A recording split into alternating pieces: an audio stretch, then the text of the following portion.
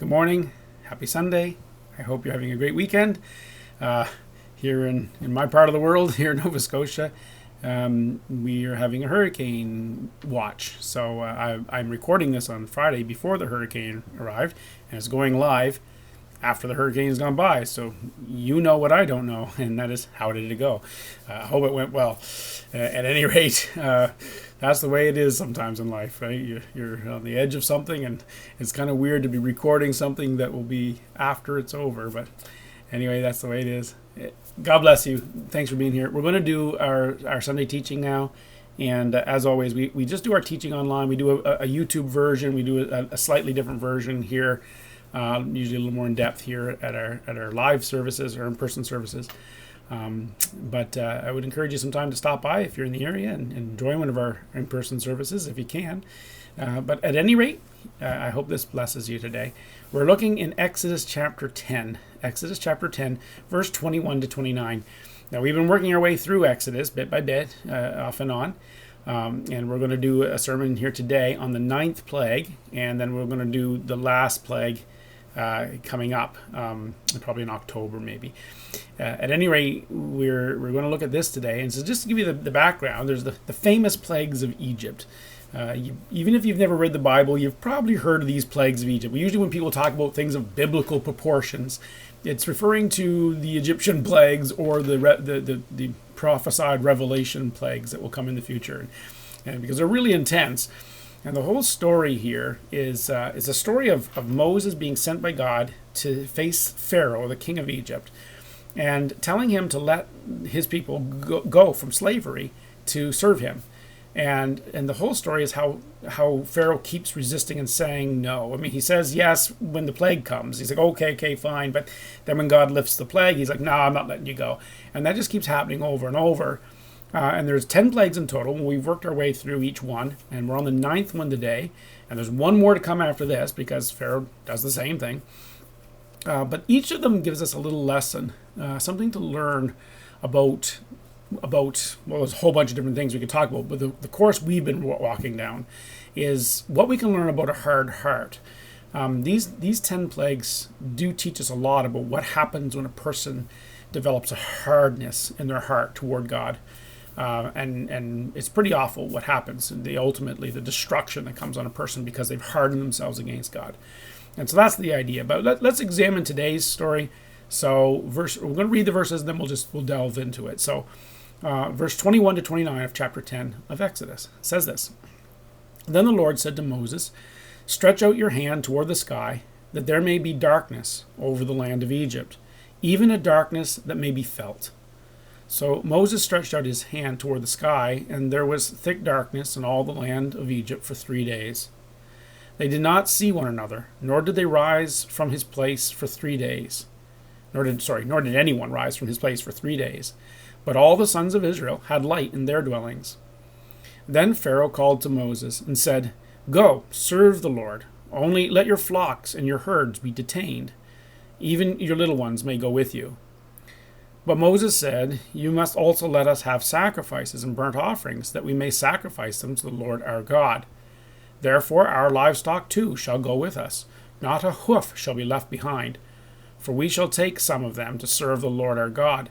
And until we arrive there, we ourselves do not know with what we shall serve the Lord." But the Lord hardened Pharaoh's heart, and he was not willing to let them go. Then Pharaoh said to him, "Get away from me. Beware, do not see my face again, for in the day you see my face, you shall die." Moses said, "You are right. I shall never see your face again." All right, so there's our story, and it's just a short little piece talking about this plague and the darkness that fell, but there's some very interesting things in here that we can glean and learn from. I mean, it's a story that really happened and so on, but there's all this educational stuff in there, and it's kind of symbolic in some sense, because you think about the darkness, though it may have been a physical darkness even.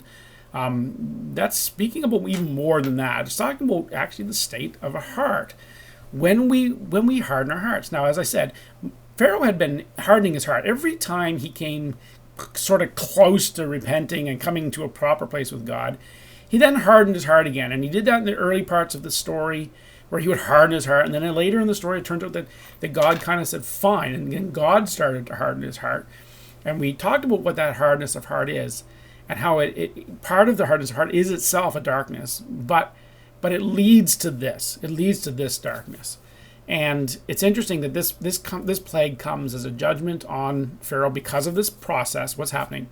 And so we can say from this, hard hearts become dark hearts. Now, the darkness that is spoken of here, it's interesting, just some of the phrases that God gives us in the telling of the story. He says that a darkness will fall in the land of Egypt, even a darkness which may be felt. And you think about that, that's an intense darkness. Like, by saying felt, of course, he's meaning tactile. Like, it's not just like the shadows of nighttime. This is like darkness so heavy that it's physical. I mean, I guess physics, but actually tactile, as it were. That it's so dark, and that's a real darkness. And if you think about, say, in our world right now, you look at our world.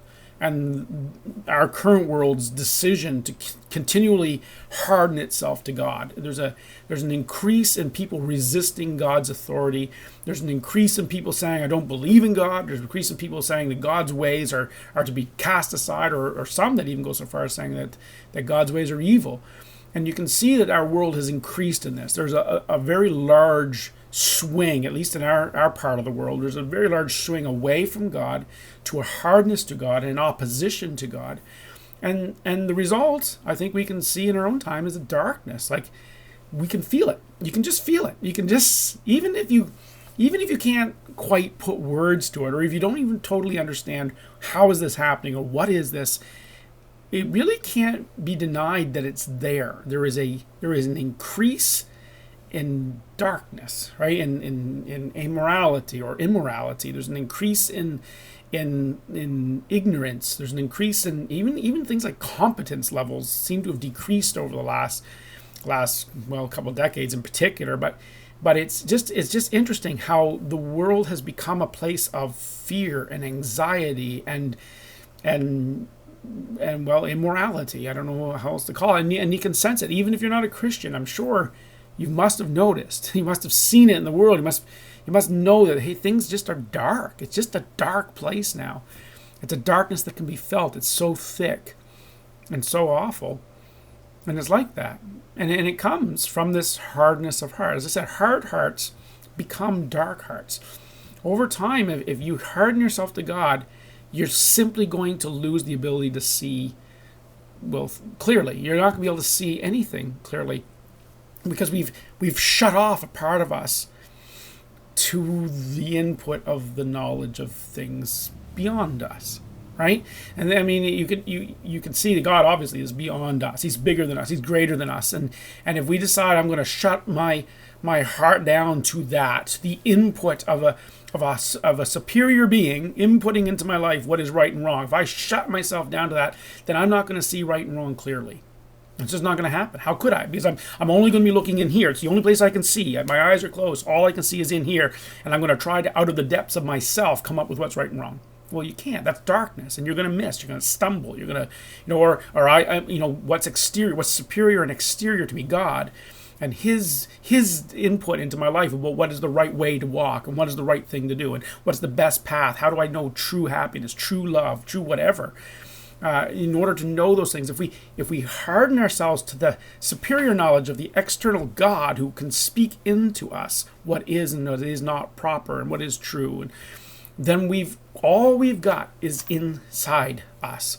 And so you're going to be, that's a great darkness. Now, Jesus put it this way: if a man's eye is good and his whole body is filled with light, but if a man's eye is dark, then he's just filled with darkness, and that's a great darkness. That was how Jesus put it in the Sermon on the Mount. But we have this idea that a heart that hardens itself to God's input has no input, and thus it cannot understand. It cannot even understand the darkness it's in. It may be able to sense that it's in darkness, but that's about it. And even then, sometimes it may not even be able to tell that. That's how dark a hard heart can get. It can't understand evil. In our society, you think about people trying to assess the moral structure of our society. And there's a lot of people trying to reconstruct it and to deconstruct and reconstruct and to revolutionize the moral code of society. Well, if you're hardened to what God has revealed, then you're going to do that strictly from yourself. And if that's all you've got, then what a great darkness. You can't tell whether or not what you have constructed is good or evil. And so it's just dark. And that's the idea. I mean, not only that, but the darkness that comes to our hearts becomes one where we, as it says in this, there was a darkness in the land of Egypt. Like the society itself fell into darkness. And that it was for 3 days, which is a kind of a description of this process of change, but maybe for another day. But anyways, there's this darkness that sits over it, so much so that it says they were unable to see each other clearly. They couldn't see, well, they couldn't even see each other, and then they couldn't leave their place. Those two things. They couldn't see each other and they couldn't leave their place. It was so dark, this thick darkness. They couldn't see each other. I guess that kind of speaks about how our interpersonal relationships will become so darkened as that darkness falls on us. Then we will not know how to interact with each other. We won't even know how to see each other properly. We'll see each other through all kinds of different lenses or such, but we won't have the light that God brings to show us how our relationship should be. And so we will tend to change. And what happens in a society that rejects God is increasingly we will see each other as tools, as things to use rather than as people. We'll start to dehumanize one another, and dignity will be lost. And we see all that happening in our world right now. It starts with these little categories of people, the unborn or the elderly or whoever. We lessen their level of impact. We increase our own importance and our own choices and our own rights, and because all we see is ourselves. It's all that happens. We can't see our relationships properly, and the darkness descends and makes everything worse. Right, or the idea that they couldn't leave their place. Right, it was so dark they had to just sort of sit where they were. They couldn't see anything. It was like the whole world had gone blind. And then there's that sense there of the inability to see how to even move out of the spot you're in. And so symbolic, but there's that sense there of, as we harden our hearts to God, we become incapable of even seeing a way out of that. I mean, just down the road, the Hebrews were in Goshen and they had light in their homes.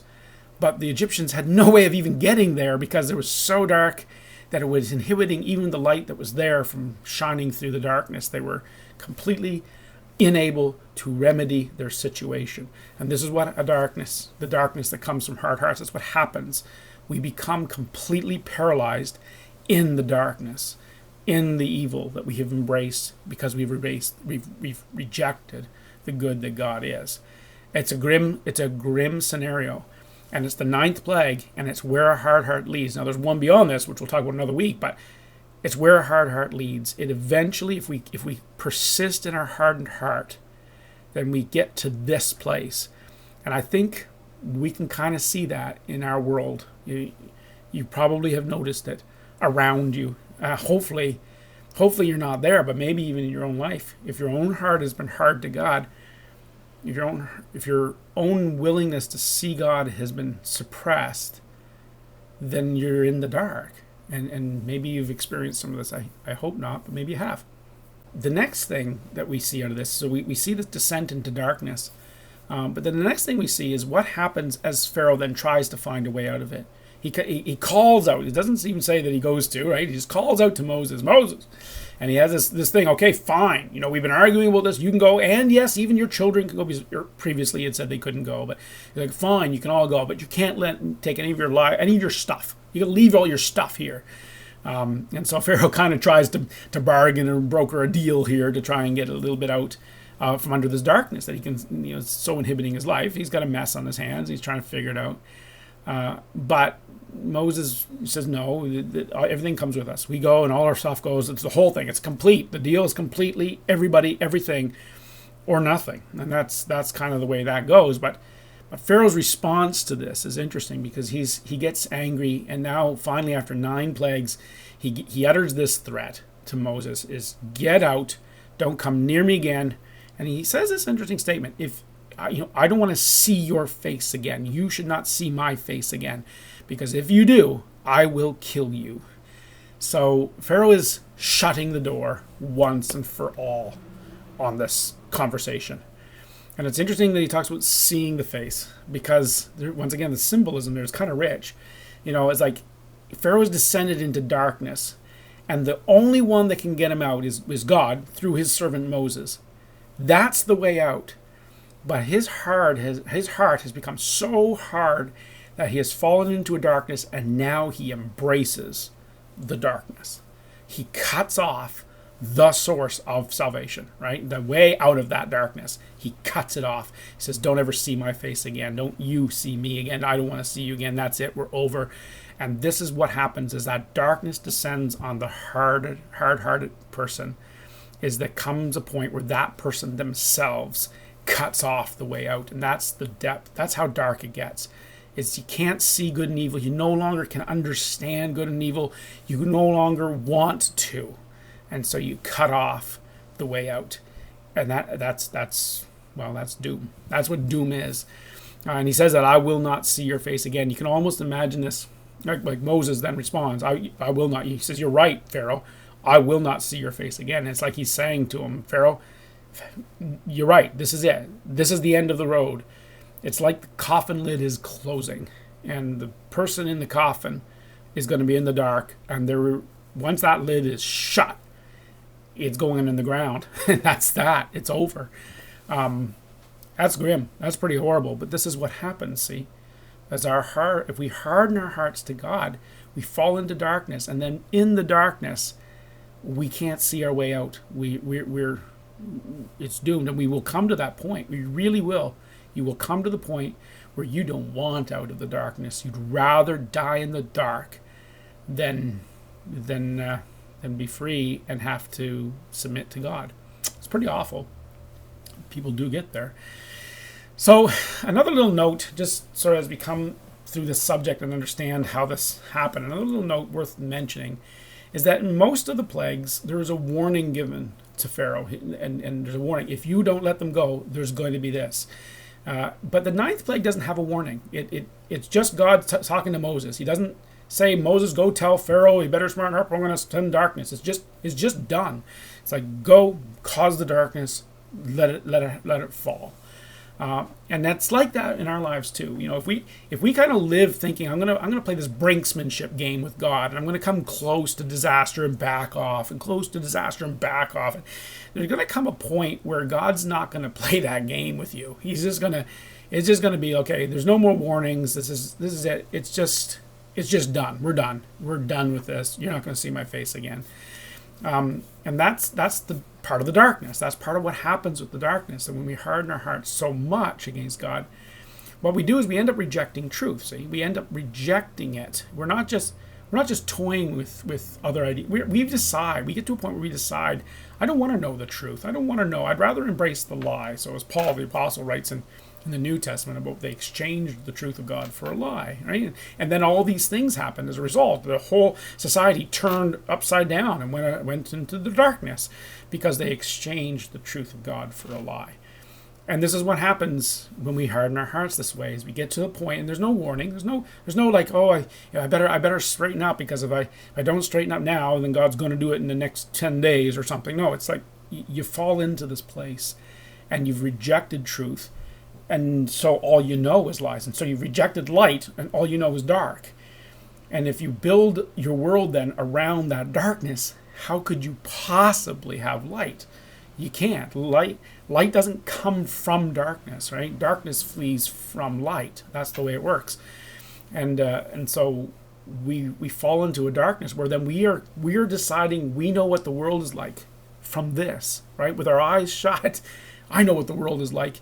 Well, how can you possibly know what the world is like? I know what's good and evil. How can you possibly know what's good and evil? I know what I should and shouldn't. How could you possibly know that?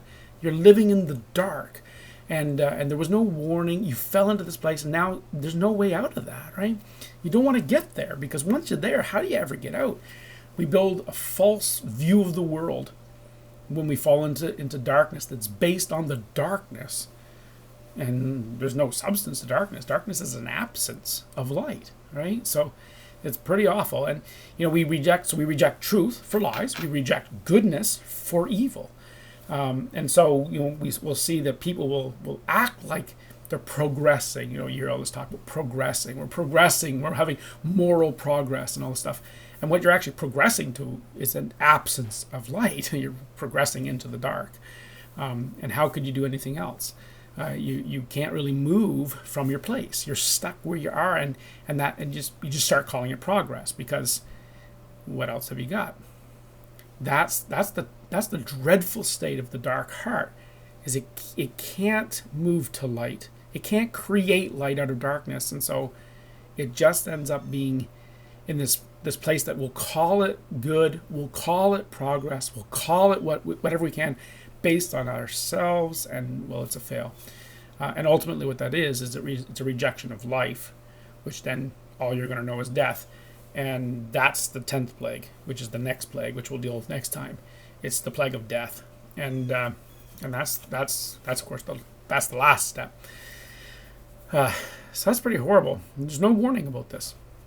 The warning comes far before it. When you start at the beginning of this, it's like, don't go down this road, because the end of this road has this sudden cliff. It's almost like the guy who's paddling a canoe down a river, and as long as you're on the river, you've got a chance to come to shore. But there's a point where that river goes around a bend and then over a waterfall, and once you get there, that's it. You're in the current. You're going over, and so it's like that.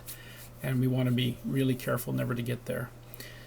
So how do you not get there? What kind of a heart is it that avoids the darkness, that is able to come back from that before it's too late? And I think this little story kind of gives a glimpse into that. And it's where Pharaoh says to Moses, you guys can leave, but you've got to leave some of this stuff here.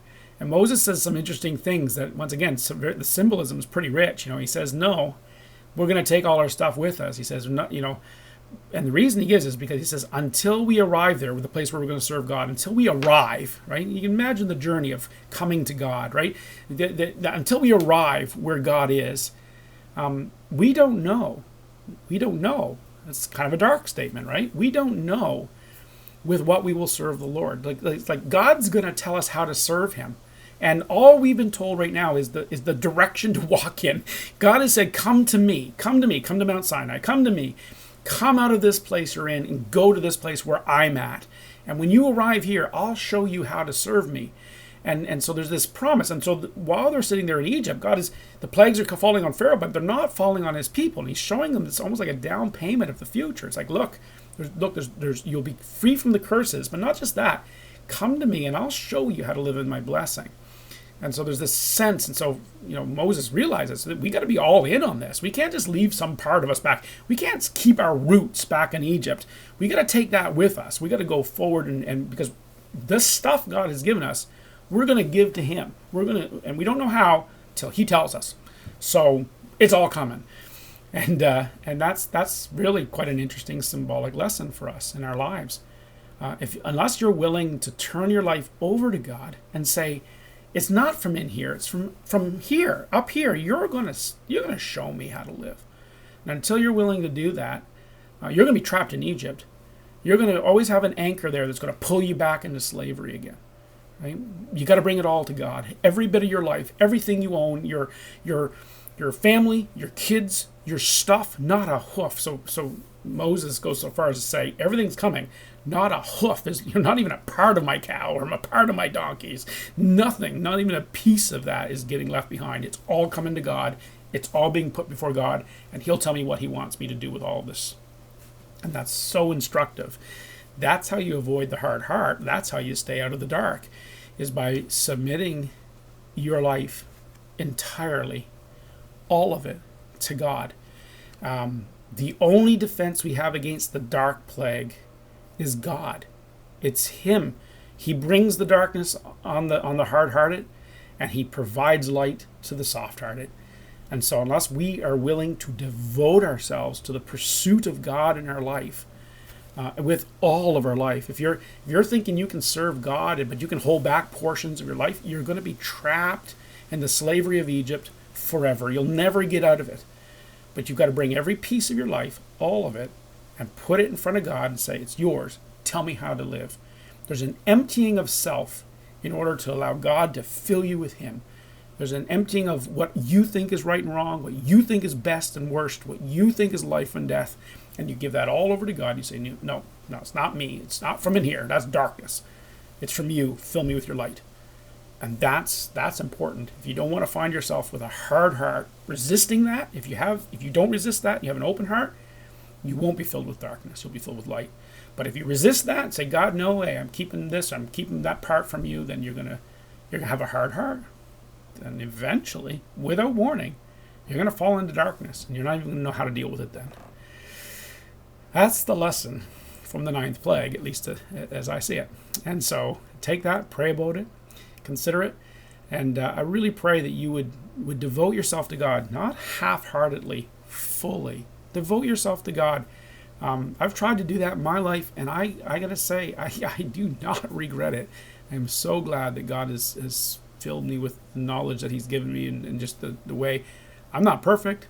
I stumble along still, but boy, my life would have been horrible had it not been for God. And so I'm really glad to have yielded to him, and I think he's teaching me and showing me as I go how to serve him. So I would just invite you on the same journey. God, please help us, I pray. Help us to all improve and move away from Egypt into your grace, I pray, in Jesus' name. Amen. God bless you. Have a good rest of your week, and we'll see you next time. Take care.